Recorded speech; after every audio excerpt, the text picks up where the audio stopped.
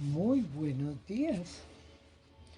Hoy quiero invitarlos e invitarlas a disfrutar del capítulo número 5 de nuestro libro Las dos ancianas. Un lugar seguro para el pescado. El invierno pasó y las dos ancianas pudieron dedicar más tiempo a la caza. Celebraban banquetes con las pequeñas ardillas que saltaban de árbol en árbol y las bandadas de perdices que parecían estar por todas partes. Con los días calurosos de primavera llegó el momento de cazar ratas almizcladas. Las mujeres habían aprendido hacía mucho tiempo la habilidad y la paciencia necesarias para ello. En primer lugar, tenían que confeccionar redes y trampas especiales. Doblaron una rama de sauce en forma de aro y ataron con firmeza sus extremos. Entretejieron finas tiras de cuero de alce dentro de los armazones para formar redes toscas pero resistentes. Luego, un día de sol, salieron en busca del túnel de las ratas almizcladas. Después de caminar durante mucho tiempo, llegaron a un conjunto de lagos donde encontraron rastros de estos animales. Eligieron un lago en el que se podían distinguir los pequeños terrones negros que constituían sus guaridas y que aún sobresalían sobre el hielo que se derretía. Una vez localizado el túnel, las dos ancianas señalizaron cada extremo del sendero subterráneo con un palo. Si el palo se movía, significaba que una rata pasaba por el túnel.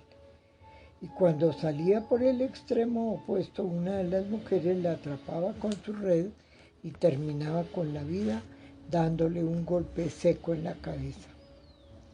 El primer día, las mujeres cazaron 10 piezas, pero quedaron tan extenuadas por la tensión que suponía tener que doblarse y permanecer a la espera en esta posición que la caminata hacia el campamento se hizo eterna.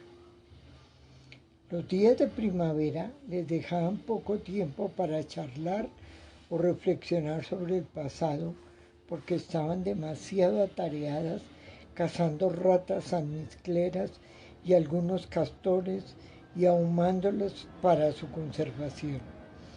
Tenían tanto que hacer que apenas les quedaba tiempo para comer y por las noches enseguida caían profundamente dormidos.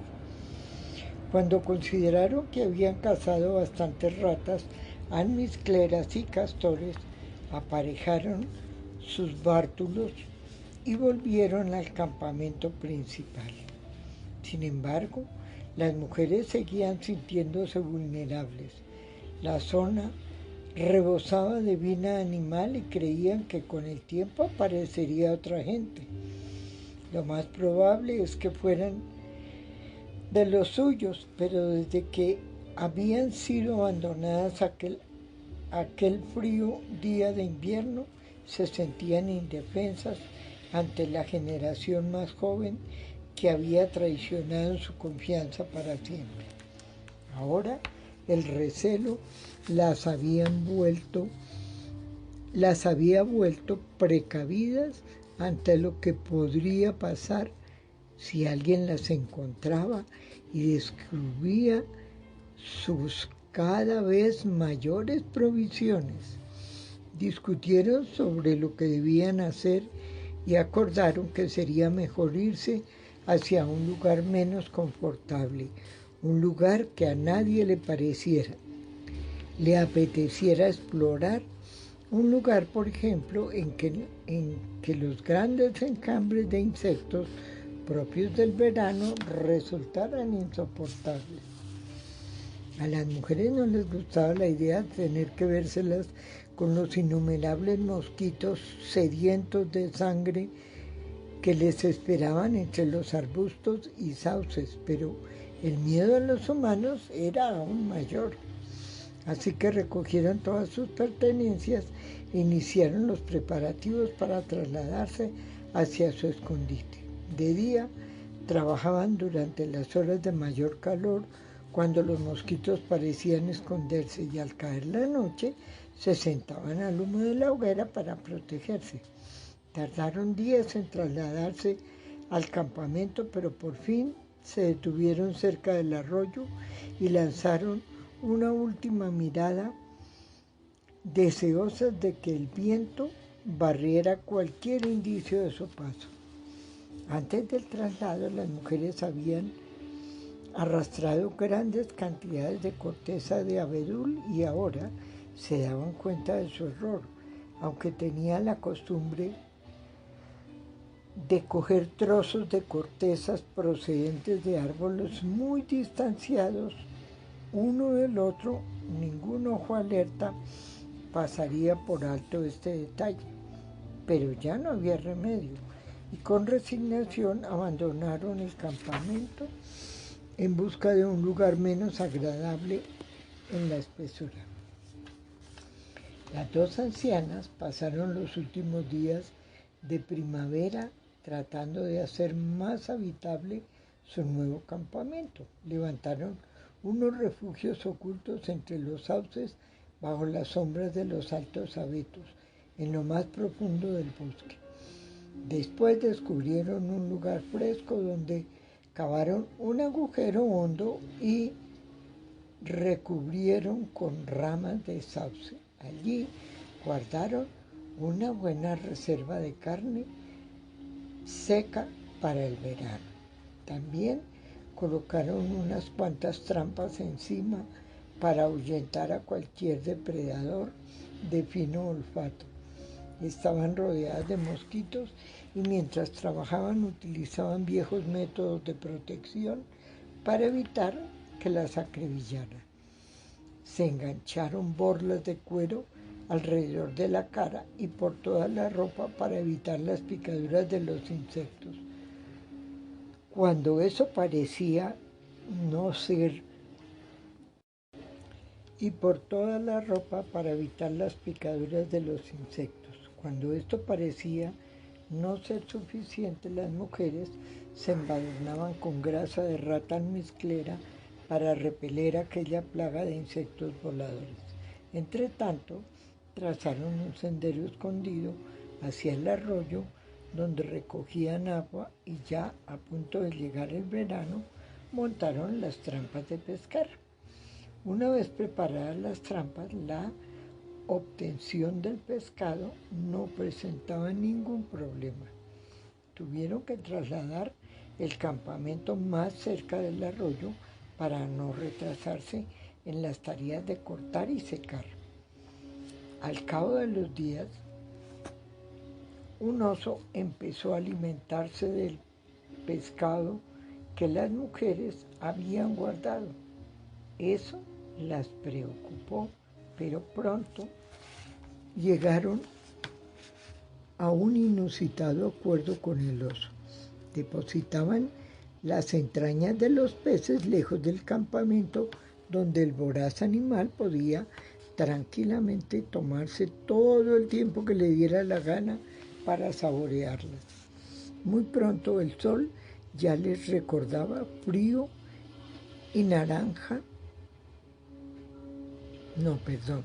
Muy pronto el sol ya se recortaba frío y naranja en el horizonte del atardecer, y ellas supieron que el verano se terminaba.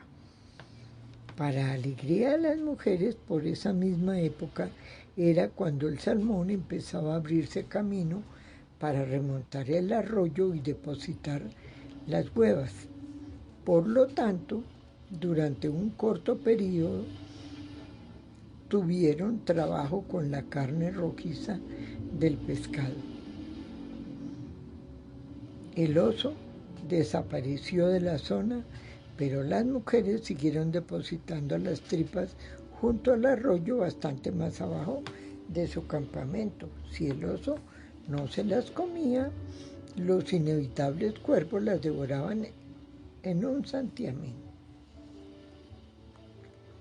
Las mujeres comían de manera frugal y conservaban parte de los intestinos de los peces por razones diversas. Por ejemplo, los intestinos del salmón aprovechaban para guardar agua y trabajaban la piel para hacer bolsas en las que almacenaban el pescado seco. Estas tareas las tenían tan ocupadas que se levantaban a primera hora de la mañana y no se acostaban hasta muy entrada en la noche. De esta forma, casi sin darse cuenta, el breve verano ártico llegó a su fin y apareció el otoño. Con el cambio de estación, las mujeres dejaron de pescar y acarrearon sus bien surtidas provisiones al campamento escondido. Allí se encontraron con un nuevo problema. Habían recogido tanto pescado que no tenían dónde almacenarlo, y con el invierno ya cerca, habría un sinfín de pequeños animales en búsqueda de comida invernal. Finalmente fabricaron pequeñas despensas para el pescado y debajo de ellas colocaron haces de espinas y maleza para disuadir a los animales de aproximarse. Bien fuera porque el método funcionó o porque tuvieron suerte, el caso es que los animales no se acercaron a la despensa. A lo lejos y por detrás del campamento había una colina baja que las mujeres no habían tenido tiempo de explorar. Un día, cuando la caza estival había terminado, Sa se preguntó qué sorpresas las aguardaban en la colina o en sus alrededores. Un día decidió ir armada con la lanza, el arco y la flecha que ella y su amiga habían hecho, anunció que iría a hacer un reconocimiento de la colina. A Chick-Jack no le gustó la idea, pero sabía que no podía disuadir a su amiga. Mantén el fuego encendido y la lanza cerca de ti y estarás a salvo, dijo Sa, mientras Chick-Jack meneaba la cabeza con aire de reproche. Para Sa era un día de ocio. Se sentía ligera por primera vez y en muchos años, y como una niña se aferraba a la sensación con avidez. Era un hermoso día, las hojas se iban tiñendo de un dorado brillante, el aire era fresco y limpio y a Sa casi le entraron ganas de brincar. Desde lejos no parecía una anciana porque se la veía ágil y enérgica. Cuando llegó a la cima, soltó una exclamación de sorpresa. Ante ella se extendían inmensos macizos de arándanos. Se puso de rodillas y empezó a coger puñados del pequeño fruto rojo y a llenarse la boca con él.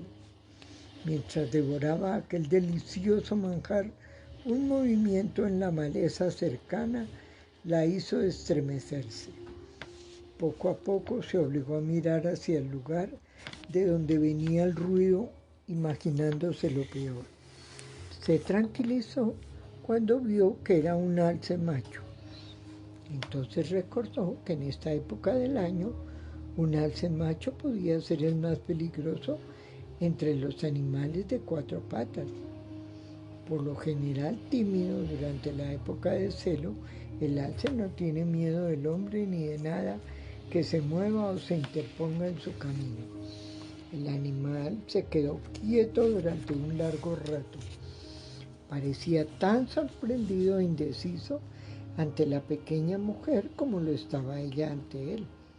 Mientras su pulso volvía poco a poco a la normalidad, Sa imaginó el delicioso sabor de la carne de alce tendría durante el largo invierno que las esperaba.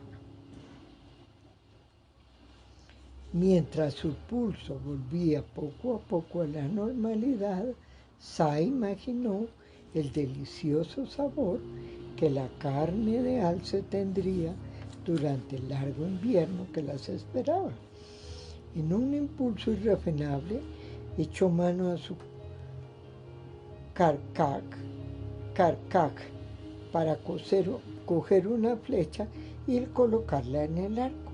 El alce enderezó las orejas al oír el movimiento, luego se dio la vuelta y echó a correr en dirección opuesta al tiempo que la flecha caía inofensiva en el suelo blando. Tentando la suerte, Sa no se rindió. No podía correr tanto como cuando era joven, pero renqueando más que corriendo, avanzó en persecución del animal. Un alce siempre es más rápido que un humano, a menos que haya mucha nieve. Pero en un día sin nieve, como aquel, el alce corría a toda velocidad y aventajaba en un buen trecho a Sa, quien apenas veía sus enormes cuartos traseros desaparecer detrás de los arbustos mientras trataba de recuperar el aliento. El alce se detuvo muchas veces, daba la impresión de estar jugando con Sa, y cada vez que ella estaba a punto de alcanzarle, echaba a correr de nuevo. Normalmente un alce se alejaría lo más posible de un depredador, pero este día el alce no tenía muchas ganas de correr ni se sentía amenazado, así que la anciana no lo perdía de vista. Era obstinada y no quería darse por vencida, aunque sabía que no tenía nada que hacer.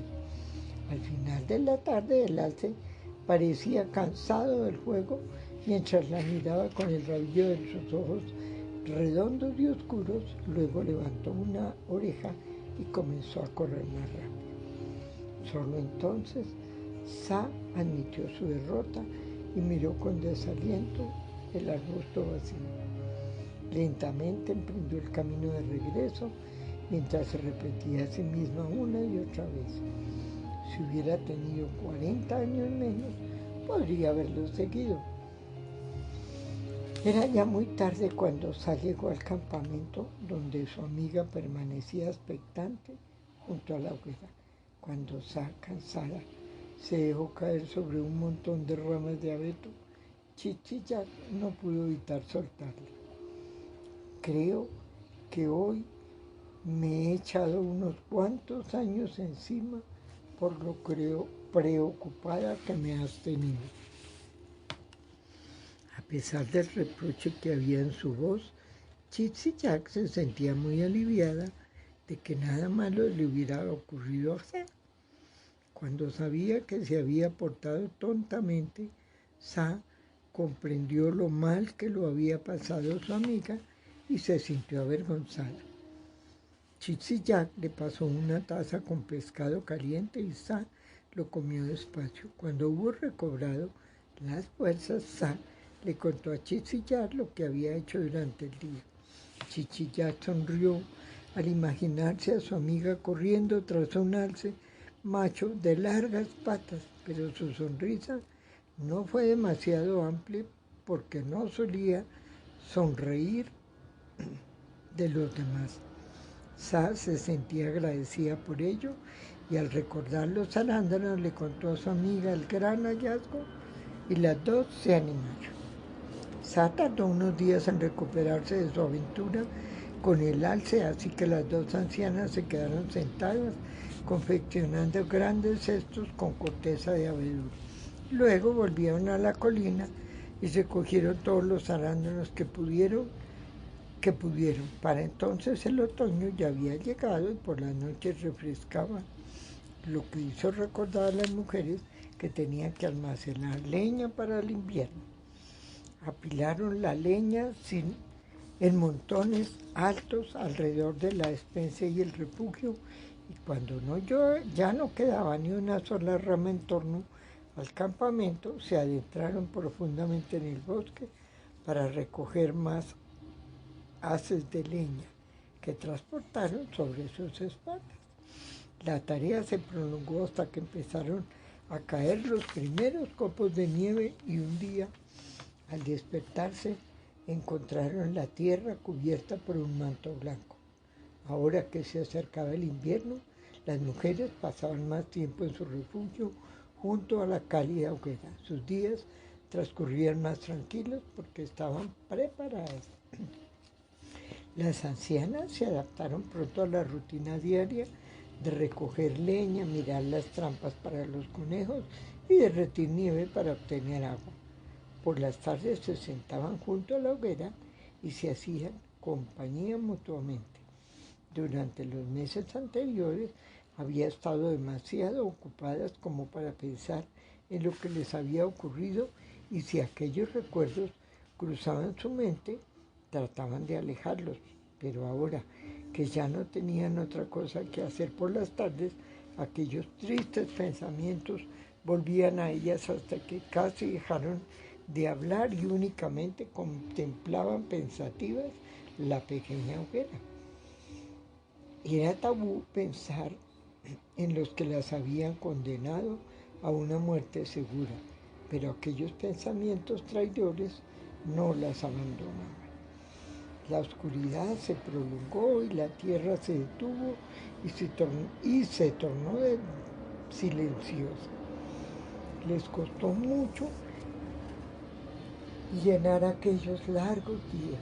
Hicieron muchos pasamontañas, pero a pesar de ello, sentían que una gran soledad se cernía lentamente sobre ellas.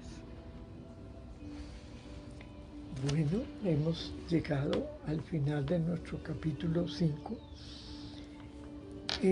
Tengo un sentimiento grande de admiración por la creatividad, el valor, la constancia de estas ancianas que, a pesar de su edad, estaban logrando maravillosos resultados en atesorar alimento, madera, cestos construidos por ella misma, pasamontañas para este invierno.